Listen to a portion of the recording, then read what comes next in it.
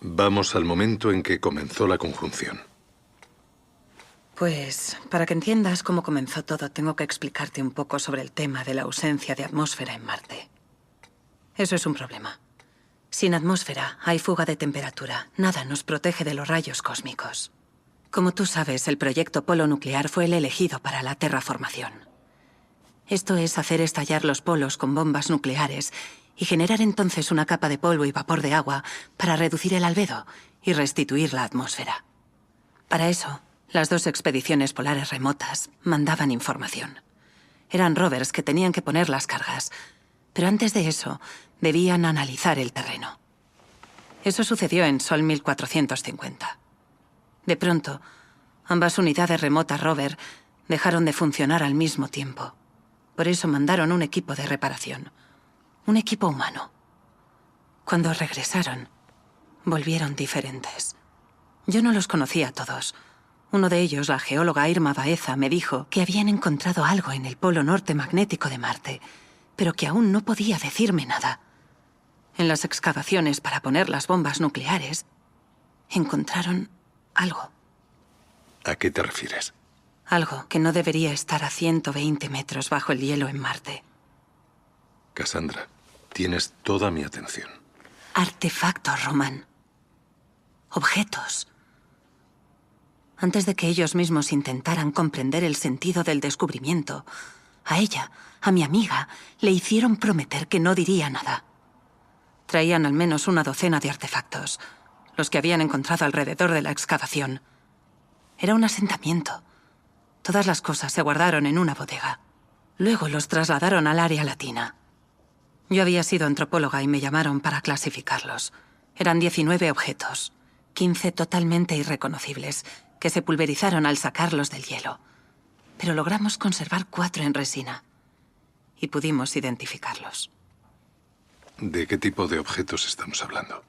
Román, ¿eres consciente de que si te lo cuento, todo eso que anotas será confiscado por la compañía? La confidencialidad paciente-terapeuta no existe para ellos. Te insisto, Cassandra, y quiero que tengas la tranquilidad de que esta sesión es privada.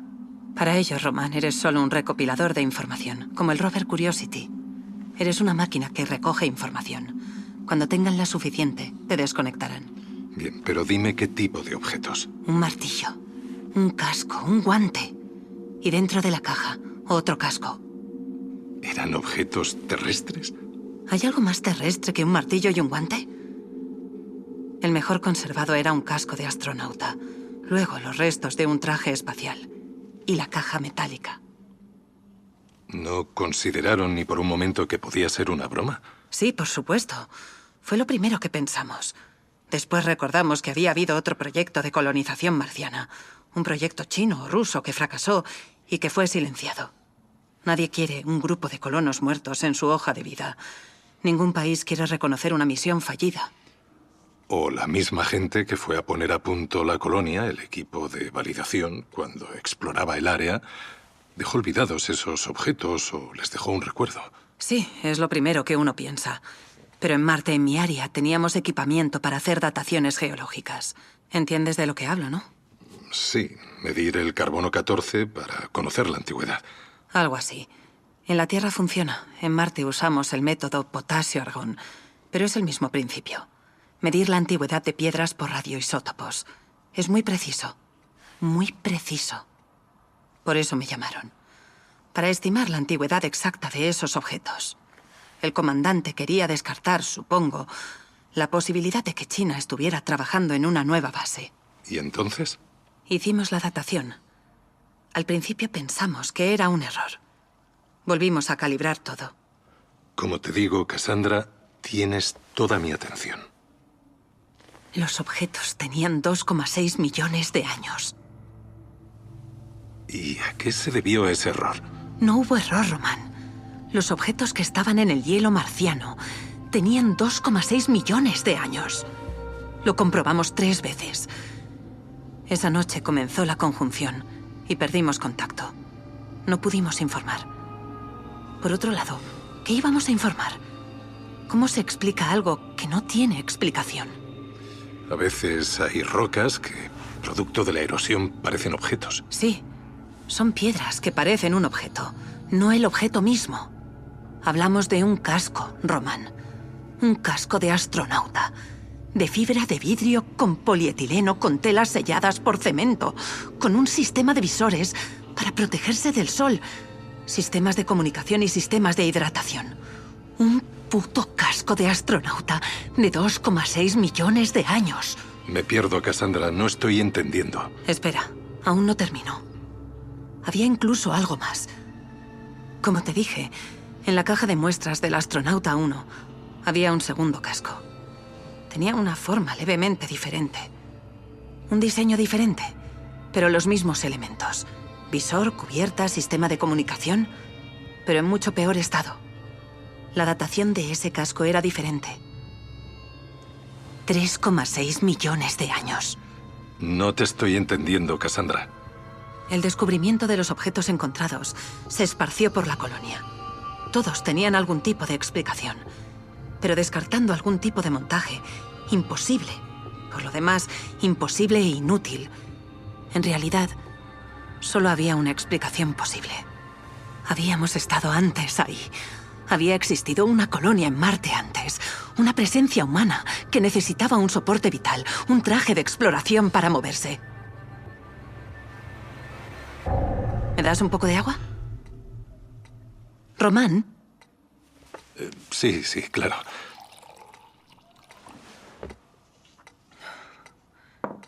El rumor no se pudo contener. Era el descubrimiento arqueológico más importante en la historia humana. Todos nos juntamos en la plaza. Todos debatían al mismo tiempo. 2,6 y 3,6 millones de años. ¿Qué civilizaciones eran esas? ¿Qué pasó con ellas? Alguien calculó que nos había llevado solo 300 años convertirnos en una sociedad tecnológica. Nada en la línea de tiempo terrestre. Otro dijo que Egipto, China, Centroamérica, Mesopotamia, Perú, India, todas esas civilizaciones madre nacieron, florecieron y se extinguieron en solo 6.000 años. Considerando eso, una civilización avanzada hace 2,6 millones de años era más que posible. La Tierra tiene 5.000 millones de años. La vida existe hace 3.500 millones. Hay mucho tiempo del que no sabemos nada. Mucho tiempo. Y creemos que somos los primeros. Y los únicos. ¿Estás bien, Román? Sí. Estoy intentando procesar la información. Acabábamos de demostrar que no éramos ni los primeros ni los únicos. Gente como nosotros ya había estado en Marte. Y esa gente había descubierto que había habido otra gente. Y quizás, ¿por qué no? Esa última gente tal vez había comprendido que tampoco eran los primeros. No se trataba de aliens con mandíbulas y ácido en la sangre. No eran ETs con tentáculos. Eran humanos. Éramos nosotros, una y otra vez. Lo supimos por la figura en los trajes. Un ser humano. El diseño del logotipo. Marte en el centro y una espiral. Casi una réplica de nuestro logotipo. Como si cada vez la humanidad hubiera emprendido el mismo viaje y se hubiera copiado a sí misma. A ver, solo para entender, Cassandra. Dices que una civilización terrestre hace 2,6 millones de años alcanzó un desarrollo tecnológico tal que pudo viajar a Marte. Sí. ¿Y qué pasó con esa civilización? Obviamente se extinguió.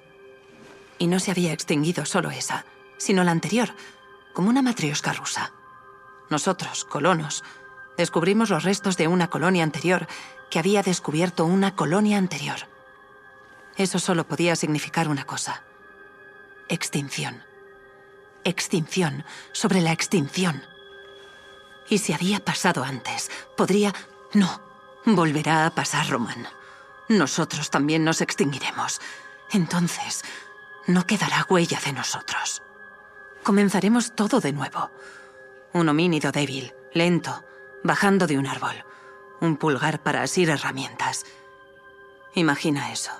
Y luego, ese homínido se va a apoderar del planeta. Va a aniquilarlo. Y antes del final, va a enviar un equipo a Marte. No es la primera vez que estamos en Marte, Román. No es la primera vez que una colonia va. Cada vez que una civilización está a punto de extinguirse, va a Marte. En 2,6 millones de años más, volveremos una y otra vez. Un eterno retorno. Pero lo importante no fue eso. Lo importante fueron las conclusiones derivadas del hallazgo. ¿No lo entiendes? Ayúdame a entenderlo. Una joven escocesa, Elaine Harris, nos reunió a todos en el auditorio. Era la noche del sábado, sol 1455. No era una reunión formal. Lo sabíamos. El auditorio estaba lleno. Ella era la única historiadora de la colonia. Tenía 2 doctorados y era la persona más sensata que he conocido. Cuando comenzó a hablar, el silencio en el salón parecía algo sólido. Lo que nos dijo dio comienzo a todo lo que vino después. ¿Qué dijo? Su lógica fue implacable. Dijo: después de 30 años de investigación exhaustiva de Marte por parte de los rovers, nunca se encontraron vestigios de vida. Ni un árbol fosilizado, ni una capa vegetal, ni una flor, ni un fósil, ni una partícula de polen. Eso significa 2 cosas. 1, que Marte nunca tuvo vida. Y 2, que si Marte fue ocupado por no una, sino por no sabemos cuántas colonias a lo largo del tiempo, estas no tuvieron éxito en la terraformación. Entonces, ¿por qué tendríamos éxito nosotros? Parece que aún la escucho hablar. Si no queremos terminar como nuestros antecesores, debemos irnos. Sabemos 2 cosas. 1, que Marte nunca tendrá vida. Y 2, que estamos al borde de la extinción. Calculando las extinciones masivas y la datación de los cascos, la colonia marciana es un marcador prodrómico. Eso significa que es un evento que adelanta, que pronostica algo. En este caso, el fin. ¿El fin de qué, Cassandra? De nosotros como especie. Cuando terminó de hablar en el escenario, Elaine cedió su turno a un paleontólogo. Yo lo conocía. Había trabajado con él en un proyecto cuando nos entrenaron aquí en la Tierra. Un tipo brillante. Subió al escenario y proyectó un esquema en el telón. Era un esquema que mostraba una línea de tiempo de la Tierra. La concentración de CO2 atmosférico y las extinciones de las formas vivas. Y mostró cómo la datación de ambos cascos coincidía con las extinciones y el alza de CO2 en un rango absolutamente preciso. Quedan menos de 12 años para nuestra extinción. Para el fin de la civilización y de toda la biomasa terrestre. Eso dijo. Todo el mundo comenzó a hablar. Parecían esas reuniones políticas universitarias llenas de una caótica excitación, miedo e intensidad. Alguien dijo: yo no sé ustedes, pero no quiero estar aquí cuando eso ocurra. Quiero intentar revertir lo inevitable. Otro dijo: la distancia a la Tierra, si salimos ahora, en plena conjunción, es de 399 millones de kilómetros. Son más de 5 años de viaje. Llegaríamos demasiado tarde. Otro alzó la voz: más vale que volvamos ahora. El silencio fue sepultado por un murmullo general. El único refugio es la Tierra. Debemos volver y mostrar esta evidencia. Evitar el fin. Después se alzaron voces. Debemos volver. No hay nada que hacer. Nunca olvidaré esa última frase. No hay nada que hacer aquí. Tenía razón. Apenas había terminado de decir eso cuando la electricidad se cortó abruptamente. Nos quedamos a oscuras y luego las luces rojas de emergencia nos iluminaron como si estuviéramos en el infierno. Y quizá lo estábamos. Porque en ese momento, Román, comenzó el pánico.